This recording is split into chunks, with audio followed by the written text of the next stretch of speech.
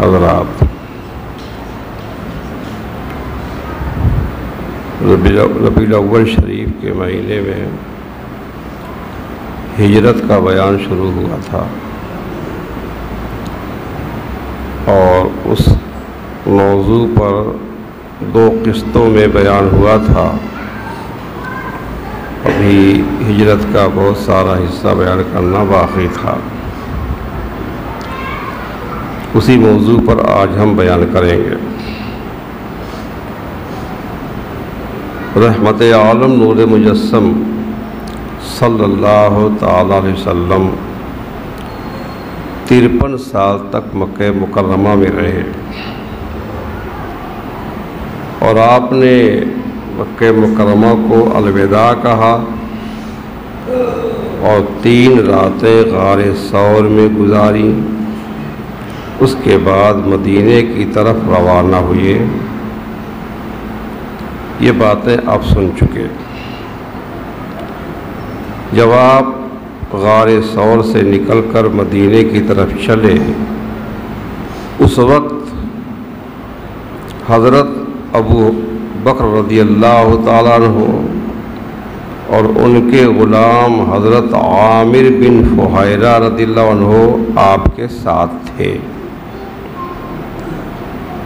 حضور اقدس سید عالم صلی اللہ علیہ وسلم ایک اونٹنی پر سوار تھے اور حضرت ابوبکر صدیق رضی اللہ عنہ اور ان کے غلام عامر بن فہیرہ رضی اللہ عنہ وہ دونوں دوسری اونٹنی پر سوار تھے۔ اس مقدس قافلے کے آگے آگے عبداللہ بن اریقط پیدل چل رہا تھا۔ وہ غیر مسلم تھا۔ غیر مسلم ہونے کے باوجود ایک قابل اعتماد شخص تھا، بھروسے کے لائق آدمی تھا اور مکے سے مدینہ جانے والے تمام راستوں سے واقف تھا۔ اسی لیے حضور اقدس سید عالم صلی اللہ تعالی وسلم نے اسے راستہ بتانے کے لیے اجرت پر اپنے ساتھ لے لیا تھا۔ اب راستوں میں آسانی ہے، آدمی کو کہاں جانا ہے پتہ ہی چل جاتا ہے، لیکن اس وقت راستے تو ایسے نہیں تھے۔ جنگلات سے راستے ہوتے، راستے کہیں کہیں راستے کا پتہ ہی نہیں ہوتا تھا، تو جو آدمی راستہ جانتا تھا، اس میں ماہر ہوتا تھا، اس کو لوگ ساتھ لے لیتے تھے۔ تو حضور نے عبداللہ بن اریقط کو ساتھ لے لیا۔ یہ کافر تو تھا لیکن اعتماد کے لائق تھا، وہ بھروسے کے لائق تھا۔ اب یہ سفر ہو رہا ہے، 4 آدمیوں پر مشتمل یہ قافلہ ہے اور یہ قافلہ مدینے کی طرف رواں دواں ہے۔ ہجرت کے سفر میں بڑے دلچسپ اور سبق آموز واقعات پیش آئے، کئی واقعات پیش آئے۔ ان میں ایک معجزانہ اور حیرت انگیز واقعہ ہے اور یہ واقعہ، اس کا تذکرہ حدیث اور سیرت کی کتابوں میں ہجرت کے بیان میں اہتمام سے کیا گیا ہے۔ یہ ناقابل فراموش واقعہ سفر کے دوران صحرائے قدیت سے گزرتے ہوئے ام معبد خزاعیہ کے خیمے میں پیش آیا۔ ام معبد رضی اللہ عنہا، ان کا واقعہ سفر میں پیش آیا۔ یہ ام معبد کون ہے؟ ان کا اصل نام عاتقہ بنت خالد خزاعیہ ہے۔ یہ صحابی رسول حضرت حبیش بن خالد اشری خزاعی کی ہمشیرہ ہیں، بہن تھیں۔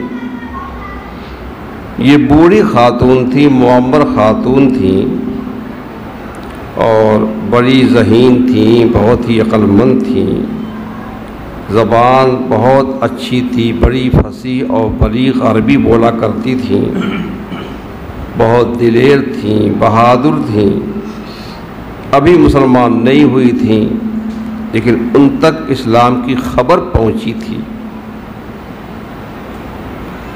بہت دریا دل تھیں، ایک خیمہ میں رہتی تھیں اور وہ خیمے کے باہر مہمانوں کے استقبال میں بیٹھا کرتی تھیں،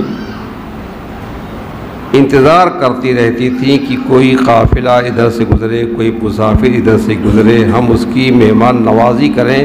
ایسی بڑی مہمان نواز اور دلیر خاتون تھیں، ادھر سے گزرنے والے قافلوں کو کھلاتی پلاتی رہتی تھیں۔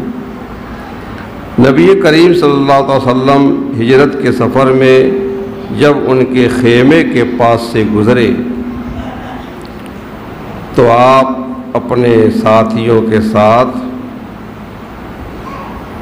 حضرت ابوبکر صدیق رضی اللہ عنہ، حضرت عامر بن فہیرہ رضی اللہ عنہ اور عبداللہ بن اریقط کے ساتھ ان کے خیمے میں تھوڑی دیر کے لیے ٹھہرے۔ اللہ کے پیارے حبیب صلی اللہ علیہ وسلم نے ام معبد سے پوچھا کہ آپ کے پاس کھجور یا گوشت ہے، کوئی کھانے پینے کی چیز ہے، ہم خریدنا چاہتے ہیں۔ یہ خشک سالی کا دور تھا، سوکھا پڑا ہوا تھا، ہر گھر میں بھوک اور افلاس کا بسیرا تھا۔ انہوں نے کہا کہ میرے پاس اس وقت کچھ بھی نہیں ہے، اگر کچھ ہوتا تو میں آپ کی مہمان نوازی کرتی، آپ کو خریدنے کی ضرورت نہیں پڑتی، میں خود ہی پیش کرتی۔ آپ کے ساتھی بالکل بے توشہ ہو چکے تھے، ان کے پاس کھانے کو اب کچھ بھی نہیں رہ گیا تھا۔ حضرت صدیق اکبر رضی اللہ عنہ کی بیٹی حضرت اسماء، جن کا لقب حضور نے دیا تھا ذات النطاقین، انہوں نے غار سے روانگی کے وقت کچھ کھانا ساتھ میں کر دیا تھا، وہ کھانا ختم ہو چکا تھا اور سرور عالم صلی اللہ تعالی وسلم اور آپ کے ساتھیوں کو بھوک اور پیاس محسوس ہو رہی تھی۔ ام معبد نے بتا دیا کہ میرے پاس کھانے پینے کی کوئی چیز نہیں ہے، ادھر سب کچھ ختم ہو چکا ہے، ہمارے حضور کو بھی بھوک لگی ہوئی ہے اور ساتھیوں کو بھی بھوک لگی ہوئی ہے۔ ایسے میں سرور عالم صلی اللہ علیہ وسلم کی نظر ایک بکری پر پڑی جو خیمے کے ایک گوشے میں بندھی ہوئی تھی۔ وہ بکری کھڑی تھی، بکریاں کئی ایک تھیں ان کے پاس، لیکن ام معبد کے شوہر ابو معبد ان بکریوں کو چرانے کے لیے جنگل میں گئے تھے۔ ایک بیمار بکری تھی جو چل نہیں پاتی تھی، وہ گھر خیمے میں کھڑی ہوئی تھی، پڑی ہوئی تھی۔ اس بکری کو دیکھ کر اللہ کے پیارے حبیب صلی اللہ علیہ وسلم نے دریافت فرمایا، اے ام معبد، یہ بکری کیسی ہے؟ انہوں نے کہا اتنی لاغر ہے، کمزور ہے کہ ریوڑ کے ساتھ جا بھی نہیں سکتی، چل بھی نہیں سکتی، اس لیے یہاں بدھی پڑی ہوئی ہے۔ آپ نے ارشاد فرمایا، کیا اس کے تھن میں کچھ دودھ ہے؟ وہ دودھ دو لیا جائے، ہم سب پی لیں۔ انہوں نے کہا اگر اس کے تھنوں میں دودھ ہو تو میرے ماں باپ آپ پر قربان ہوں، آپ ضرور حاصل کر لیں، آپ بڑے شوق سے دودھ دو لیں، مگر مجھے امید نہیں کہ یہ دودھ کا ایک قطرہ بھی دے۔ اب آپ نے بکری اپنے سامنے منگوائی اور ایک بڑا برتن طلب کیا جو وہاں موجود سب لوگوں کے لیے کافی ہو جائے۔ بکری نے بڑی آسانی سے اپنے آپ کو آپ کے حوالے کر دیا اور جگالی کرنے لگی، جس کو یہاں کہتے ہیں پاگھر کرنا۔ جب دہا جاتا ہے تو بکریاں پاگھر کرتی ہیں۔ اللہ کا نام لیتے ہوئے آپ نے اس کے تھنوں پر ہاتھ پھیرا اور زبان نبوت سے یہ دعا نکلی، اے اللہ ام معبد کی بکری کو اس کے لیے بابرکت بنا، الہی اس عورت کی بکریوں میں برکت دے۔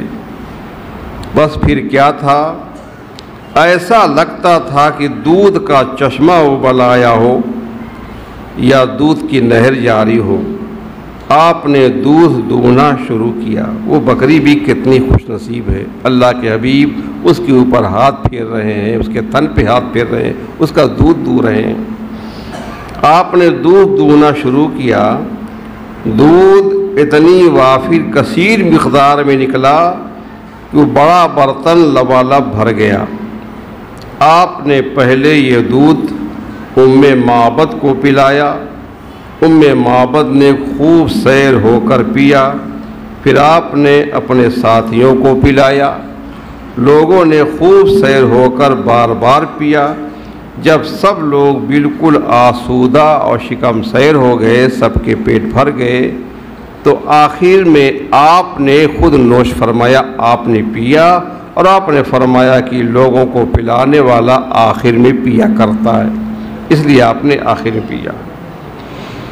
دوسری بار آپ نے پھر اس بکری کو دوہا، یہاں تک کہ برتن پھر بھر گیا، لبالب بھر گیا، اور اس مرتبہ جو دودھ نکلا وہ ام معبد کے پاس چھوڑ کر وہاں سے آگے روانہ ہو گئے۔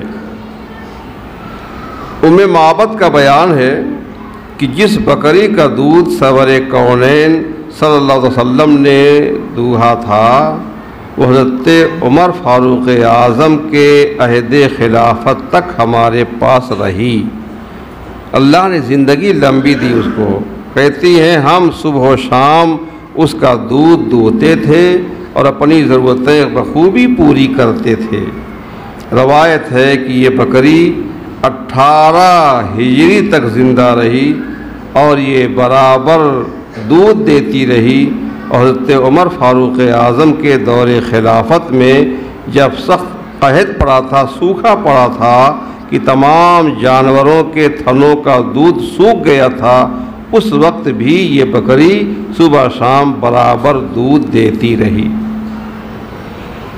رحمت عالم نور مجسم صلی اللہ علیہ وسلم کے تشریف لے جانے کے تھوڑی ہی دیر کے بعد ام معبد کے شوہر ابو معبد اپنی بکریوں کے ریوڑ کو ہکاتے ہوئے جنگل سے واپس آیا۔ ابو معبد نے گھر میں دودھ دیکھا تو وہ چونکا، خیمے میں دودھ سے بھرا ہوا برتن دیکھ کر حیران رہ گیا۔ اپنی اہلیہ ام معبد سے پوچھا، ام معبد یہ دودھ کہاں سے آیا؟ گھر میں تو دودھ دینے والی کوئی بکری نہیں تھی۔ انہوں نے کہا جناب یہ بکریوں کا کمال نہیں ہے، واقعہ یہ پیش آیا کہ ایک بڑا مبارک آدمی آج ادھر سے گزرا، اس نے حضور کا نام پوچھا نہیں تھا، اس لیے نہیں کہہ سکی کہ یہ محمد عربی ادھر سے گزرے ہیں، بس اپنی طرف سے حضور کا ایک نام رکھ لیا مبارک، بڑی برکت والا، جہاں اس کے قدم پڑ جائیں رحمتوں کی بارش ہونے لگے، جو ہے برکت ہی برکت ہو جائے، مبارک نام رکھ لیا کہ ایک بڑا مبارک بڑی برکتوں والا آدمی آج ادھر سے گزرا، ایک بابرکت بڑا پیارا مہمان یہاں آیا، انہوں نے بکری کو دوہا، خود بھی اپنے ساتھیوں سمیت سیر ہو کر دودھ پیا، ہم کو بھی پلایا، اور یہ دودھ ہمارے لیے بھی چھوڑ گئے۔ ابو معبد نے کہا ذرا اس کا حلیہ تو بیان کرو، شکل و صورت کیسی تھی، چال ڈھال کیسی تھی؟ مجھے تو لگتا ہے کہ یہ وہی صاحب ہیں جن کی تلاش میں قریش سرگرم ہیں۔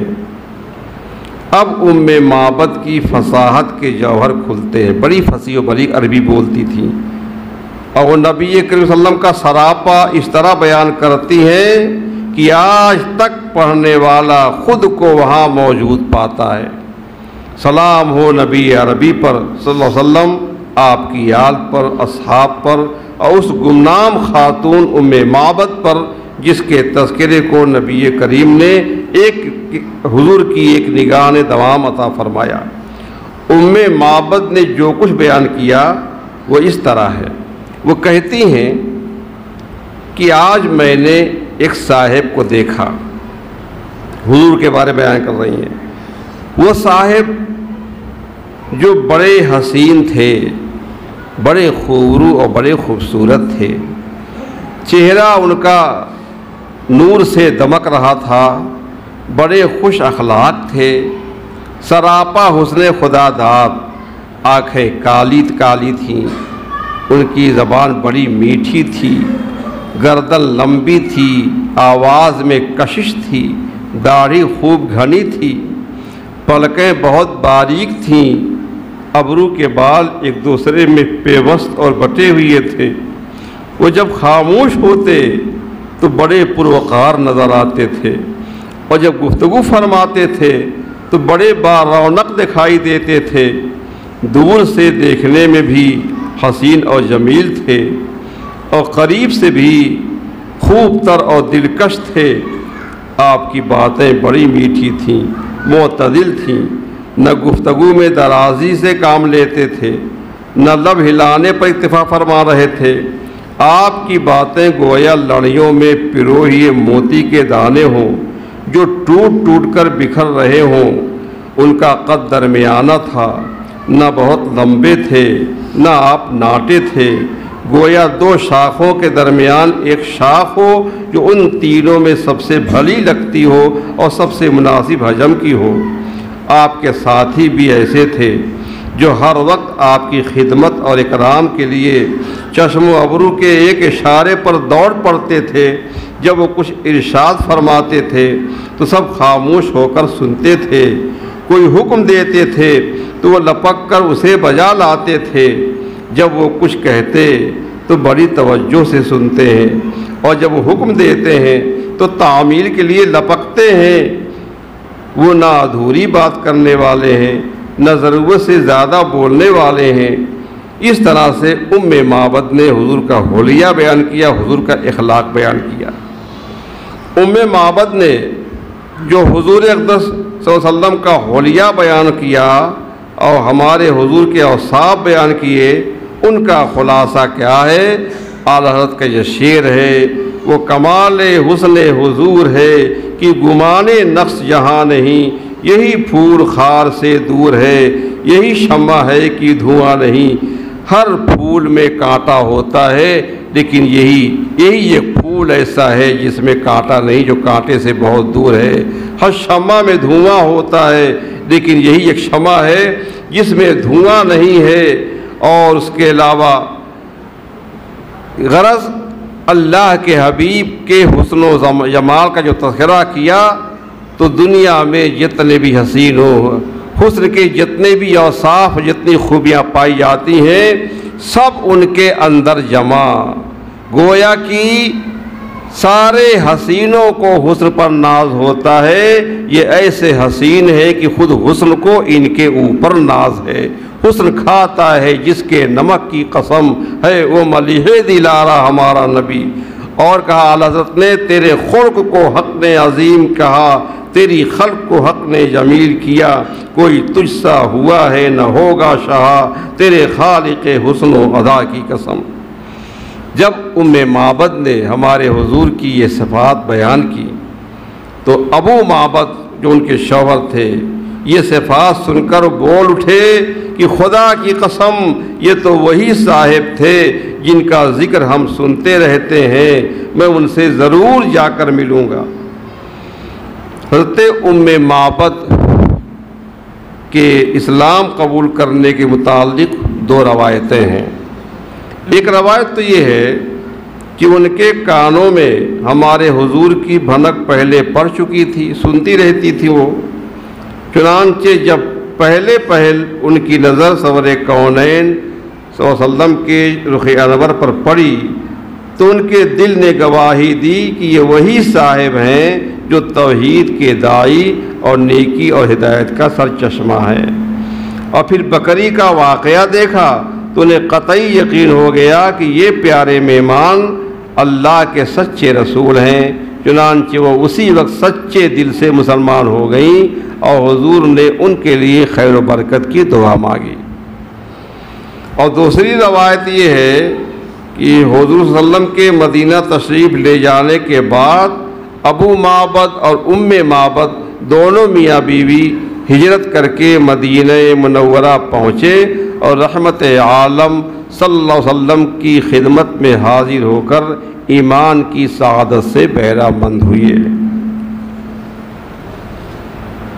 اور ہجرت کے سفر میں ایک واقعہ اور پیش آیا، یہ واقعہ بھی بہت مشہور ہے، یہ سراقہ بن مالک کا واقعہ ہے، یہ بھی بڑا مشہور ہے، ہم تھوڑے سے وقت میں اس کو بیان کر دیتے ہیں۔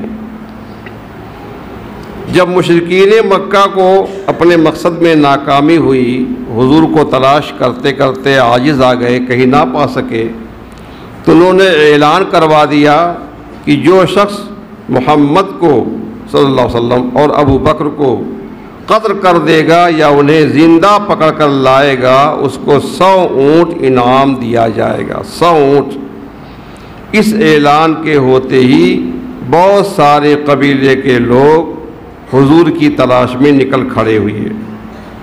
سراقہ اپنے قبیلے کی مجلس میں بیٹھے ہوئے تھے کہ ایک شخص نے آ کر ان سے کہا، ابھی یہ کافر ہیں، مسلمان نہیں ہوئے تھے، ان سے کہا کہ میں نے ابھی ساحل کی طرف، سمندر کے کنارے کی طرف کچھ سیاہی دیکھی ہے، کچھ سائے دیکھے ہیں، میرا خیال ہے کہ وہ محمد صلی اللہ علیہ وسلم اور ان کے ساتھی تھے۔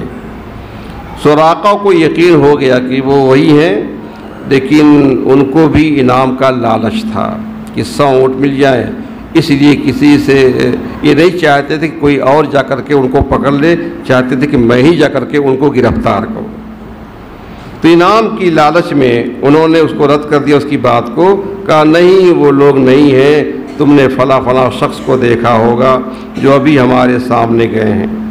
لیکن تھوڑی دیر بعد سراقہ خود اٹھے، بڑی ہوشیاری اور رازداری کے ساتھ وہ مجلس سے اٹھے اور اپنی کنیز سے جا کے کہا، باندی سے، کہ میرا فلاں تیز ترین گھوڑا تیار کر کے فلاں ٹیلے پر لے جا کر کھڑا کرو، جو سب سے تیز رفتار گھوڑا ہے تیار کرو، فلاں ٹیلے پہ لے جا کر کھڑا کرو، اور خود اپنا نیزہ وغیرہ لے کر گھر سے پچھلے راستے سے نکل کر وہاں پہنچ گئے۔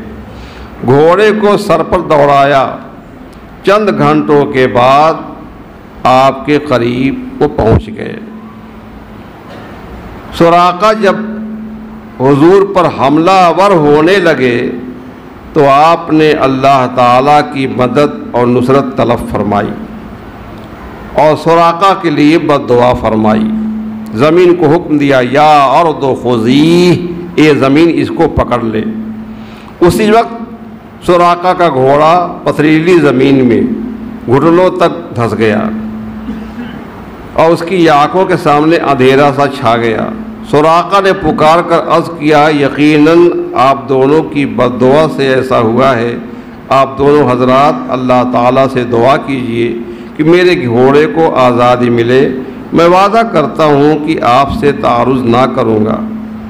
آپ نے دعا فرمائی تو اسی وقت زمین نے گھوڑے کو چھوڑ دیا، زمین کو حکم دیا، یا ارض اترکی، زمین چھوڑ دے، اسے چھوڑ دیا زمین نے۔ لیکن دوسری دفعہ اس نے ان اتنے بڑے انعام کا تصور کرتے ہوئے حملہ کرنا چاہا۔ اب پہلے کی نسبت اس کا گھوڑا زمین میں زیادہ دھس گیا۔ پھر دعا کی درخواست کی اور کہنے لگے کہ آپ میرا زاد راہ، جو کچھ میرے پاس سامان ہے سب لے لیں، میں وعدہ کرتا ہوں کہ آپ کو کچھ نہ کہوں گا، بلکہ آپ کے پیچھے جتنے آنے والے ہیں ہر شخص کو واپس بھیج دوں گا اور نہ ہی کسی کو آپ کے متعلق اطلاع دوں گا۔ آپ نے فرمایا، ہمیں سامان وغیرہ کی کوئی ضرورت نہیں ہے، البتہ ہمارا حال کسی پر ظاہر نہ کرنا، ہمارے بارے میں کسی کو نہ بتانا۔ پھر آپ نے اس کے لیے دعا فرمائی اور اس کے گھوڑے کو آزادی مل گئی۔ سراقہ سمجھ گئے کہ یقیناً اللہ تعالیٰ کی مدد اور نصرت ان کے ساتھ ہے، یقیناً ایک نہ ایک دن ان کو غلبہ نصیب ہوگا۔ اس لیے آپ سے مطالبہ کیا کہ جب اللہ تعالیٰ آپ کو غلبہ دے، آپ غالب ہو جائیں، اس وقت کے لیے مجھے امان نامہ یا معافی نامہ لکھ دیں۔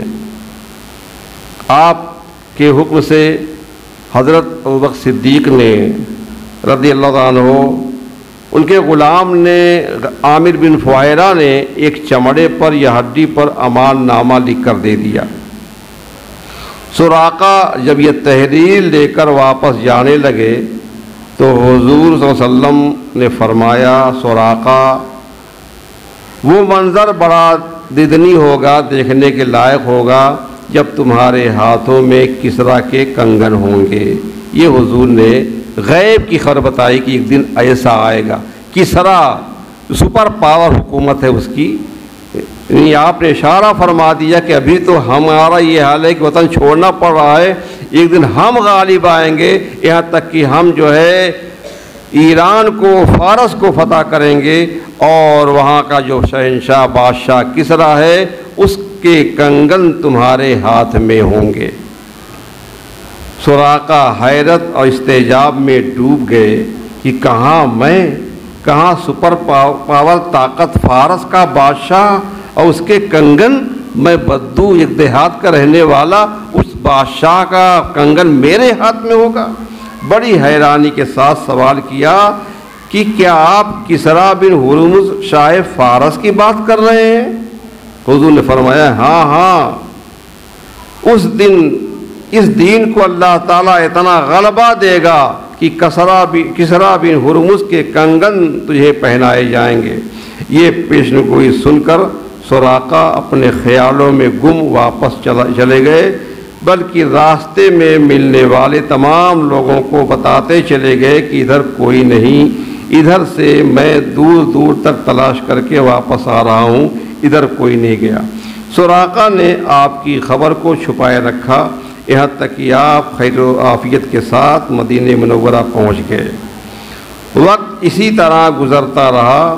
نبی کریم صلی اللہ علیہ وسلم نے مدینہ منورہ میں ایک اسلامی ریاست قائم کر لی۔ جنگ بدر ہوئی، پھر جنگ احد ہوئی، جنگ خندق ہوئی، پھر سن 8 ہجری میں حضور صلی اللہ علیہ وسلم فاتح مکہ بن کر کے مکہ مکرمہ میں داخل ہوئے۔ قریش لرزاں تھے، کانپ رہے تھے، یہ ہمارے ساتھ اب کیا بنے گا؟ آپ نے اس موقع پر تاریخی اعلان فرمایا، جاؤ تم سب میری طرف سے آزاد ہو۔ اس کے بعد جعرانہ کے مقام پر آپ موجود تھے اور سراقہ وہ تحریر لے کر کے آپ کی خدمت میں حاضر ہوئے جو آپ نے سفر ہجرت میں تحریر لے کر کے دی تھی۔ صحابہ کرام نے سراقہ کو بے تکلف آگے بڑھنے سے بار بار روکا۔ انہوں نے دور ہی سے ہاتھ بلند کر کے کہا، اے اللہ کے رسول، میں سراقہ بن مالک ہوں، یہ آپ کا امان نامہ میرے پاس ہے۔ آپ نے اسے قریب بلا لیا اور اس کے ساتھ انتہائی اچھا سلوک کیا، یہاں تک کہ سراقہ نے اسلام قبول کر لیا اور پڑھ لیا لا الہ الا اللہ محمد الرسول اللہ صلی اللہ علیہ وسلم۔ آپ کے ساتھ سراقہ کی اس ملاقات کو تھوڑا ہی عرصہ گزرا تھا کہ آپ کا وصال ہو گیا۔ حضرت ابوبکر صدیق کی خلافت کا زمانہ آ گیا رضی اللہ عنہ، پھر ان کی بھی وفات ہو گئی تو حضرت عمر فاروق اعظم کا دور خلافت آیا رضی اللہ عنہ۔ حضرت عمر کے زمانے خلافت کے آخری دور میں ایران فتح ہو گیا، فارس فتح ہو گیا اور بہت سارا مال غنیمت مدینہ منورہ لایا گیا، اور جو مال غنیمت لایا گیا اس میں کسریٰ بادشاہ کا تاج اور قیمتی سے قیمتی اس کے ملبوسات، لباسات، جواہرات سے جڑا ہوا اس کا سینہ بند اور اس کے سونے کے کنگن بھی تھے۔ یہ ساری چیزیں لائی گئیں۔ اس طرح کا اتنا قیمتی سامان کہ مسجد نبوی شریف میں ایک بڑا ڈھیر لگ گیا۔ حضرت عمر فاروق اعظم اس ڈھیر کو اپنے عصای لاٹھی کے ساتھ الٹ پلٹ کر رہے تھے اور فرماتے تھے کہ جن لوگوں نے اتنا قیمتی مال بغیر کسی خیانت کے یہاں تک پہنچا دیا، یقیناً وہ انتہائی امین اور دیانتدار ہیں، ورنہ کوئی چاہتا تو ان میں سے کتنا مال چرا بھی سکتا تھا، رکھ سکتا تھا، لیکن وہ صحابہ کرام تھے، امانت داری کے ساتھ سارا مال جو ہے پہنچا دیا۔ پھر حضرت عمر فاروق اعظم وہ سارا مال مجاہدین میں تقسیم کرنے کے لیے بیٹھے۔ اب ایک ایک مجاہد کو بلاتے تھے اور ڈھیر سارا جو مال وہاں رکھا ہوا تھا، خزانے تھے، زیور تھے، اس میں سے اٹھا کر کے مجاہدین کو آپ دیتے رہے۔ ایک ایک شخص حاضر ہوا، آپ اسے مال و متاع دیتے رہے، یہاں تک کہ سراقہ کی باری آ گئی۔